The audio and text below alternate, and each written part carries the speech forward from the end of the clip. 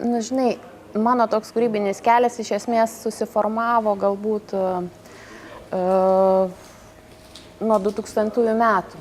Sakykime, ta stilistika, kurią aš naudoju iki šiandien, tai buvo toks Lietuvoje mažai žinomas filmukas, gal net Lietuvoje nerodytas, užsienyje keletą vietų, tai mano toks video performances, kuriame aš lipu laiptais žemyn nuo Santuokų rūmų, būdama nuotaka. Buvo 2000 metai ir, sakykime, naujos utopijos kūrėsi. Tos tokios, sakykime, neoliberalizmo, kapitalizmo utopijos reiškia naujas tūkstantmetis, žadantis kažkokias naujas, sakykime, veiklas, įdomias platformas žmonėms, juolab menininkams. Reiškia, aš lipu su vienu vyriškiu, savo, sakykime, vyru, su kitu vyriškiu, su dar kitu ir dar kitu. Iš viso buvo 4 vyrai.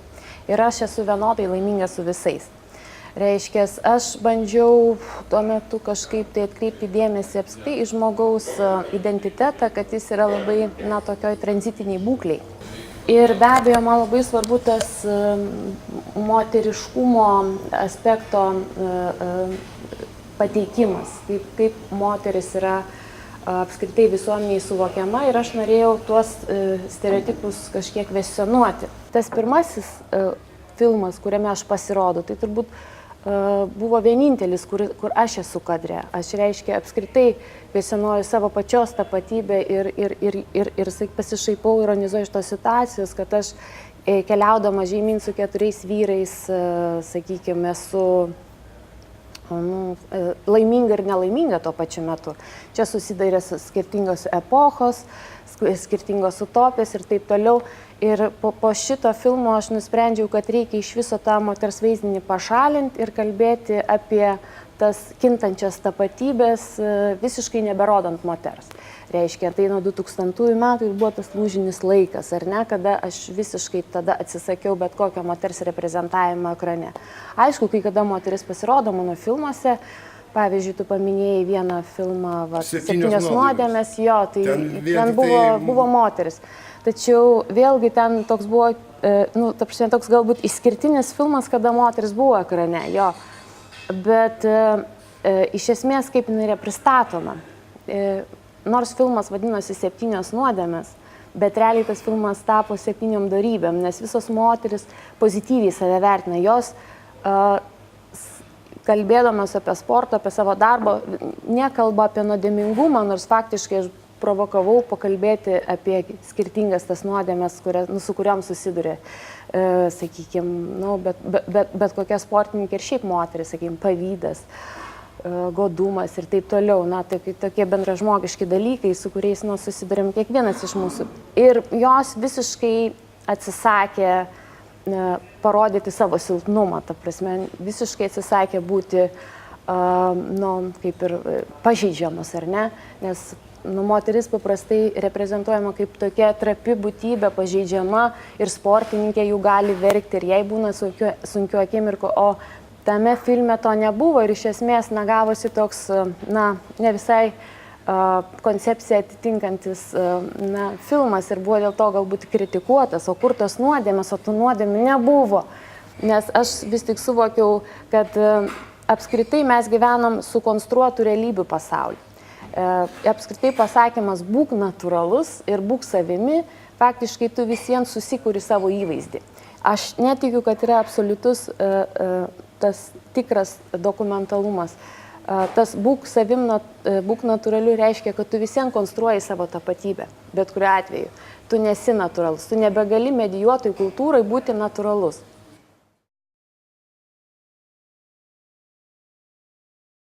Man labai svarbus tas bendradarbiavimas, reiškia, kada savo mintis, savo idėjas praplėti, pakviesdama bendradarbiauti kitus. Ir tada tas projektas įgauna kažkokį svorį, ar ne, kada tomis pačiomis mintimis, kaip ir tu, dalinasi kiti, ar ne. Tai su Vienožinskio dailės mokyklos mokiniais mes darėm tokį piešinį ant sienos ir bandėm reflektuoti tą krizinį laikotarpį. išreikštą nerimą, kuris glūdi kiekviename iš mūsų ir būtent kaip tą nerimą jaučia vaikai ir visi darėm bendrą piešinį.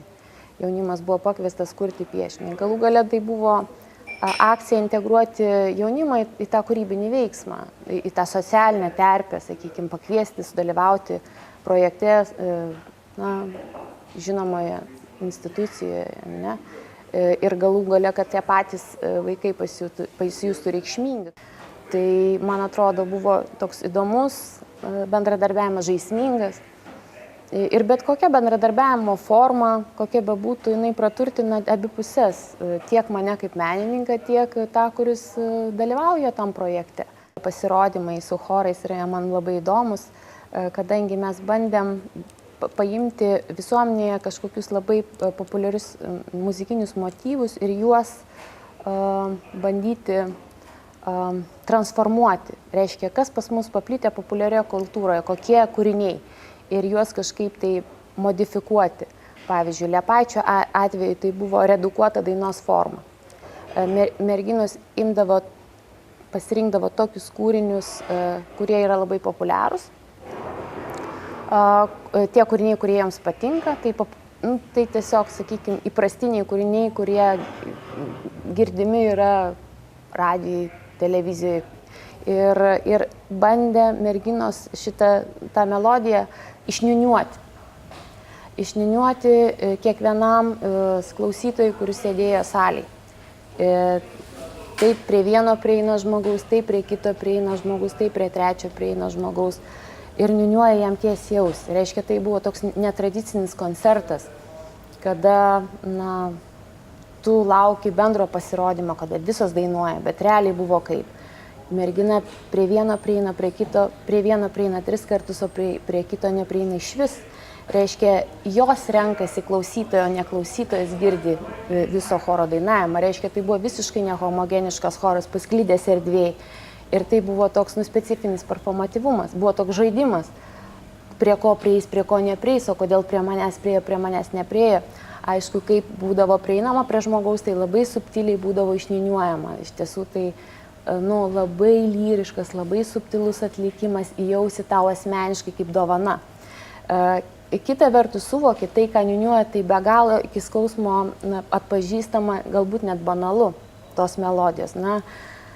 Buvo pačios įvairiausios, pavyzdžiui, kokios estradinės dainos. Galvoju, kodėl merginos pasirenka tos kūrinius kaip populiarius, kadangi tai tėvų muzika, o jos jaunutės, sakykime, 12-13 metų. Tai va toks klausimas, kodėl tai joms aktualu, arba kokia redukuota forma melodijos du gaideliai.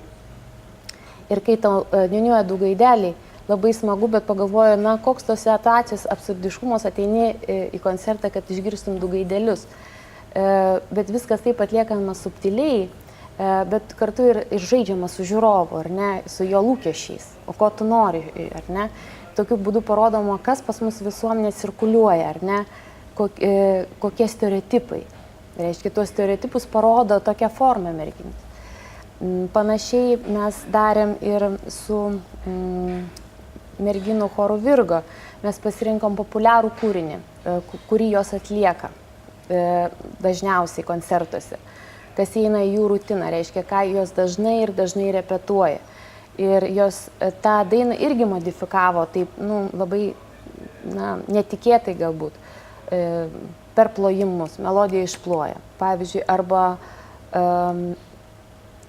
tik palieka įkvėpimus, o melodijos nelieka. Reiškia, įkvėpia, o pati melodija lieka tarpe neišdainuojama. Tokie įkvėpimai nėra melodijos, įkvėpimai nėra melodijos. Tai tokie žaidimai su kūriniu, ar ne, parodyt, tą išvirkščią kasdienybės rutinos pusę.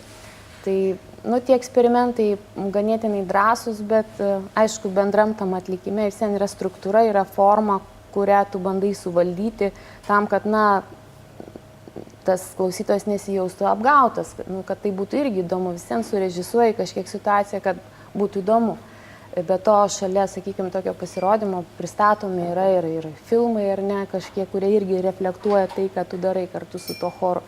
Taigi toks yra pilnesnis vaizdas sukuriamas. kad būtų, nu, jis įdomus, turtingas, jeigu jau yra tai vienos dienos renginys tam, kad ateina žmonės, nu, jie turi matyti kažką tokio išpildyti, ar ne. Jo, ta Kinija pas mane gyvenime atsirado galbūt ne taip jau ir netikėtai, kadangi aš apskritai daugiau paskutiniu metu kūryboje kreipiu dėmesį į tą Azijos kontekstą, kiek Azijos kontekstas susijęs yra su vakarais, su vakarų kultūra, kiek jie asimiliuoja azijiečiai tą vakarietišką kultūrą. Kodėl mane domino Kinija?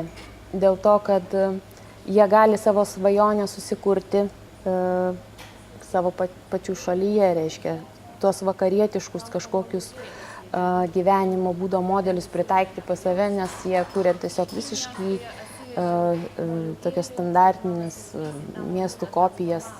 Čia Paryžius, čia Londonas, čia Venecija ir tai jie daro labai preciziškai. Tačiau tokie rajonai Kinijoje, jie yra, na, nelabai apgyvendinti, kadangi ten nėra išvystytos infrastruktūros ir labai brangus rajonai ir ten vietiniai nelabai gali įsikelti, nes tiesiog, nu, per brangu ir nėra tikslo, jeigu ir turi pinigų, tai ar tu kelsis į tą vietą, kur nėra parduotuvių, darželių ir taip toliau.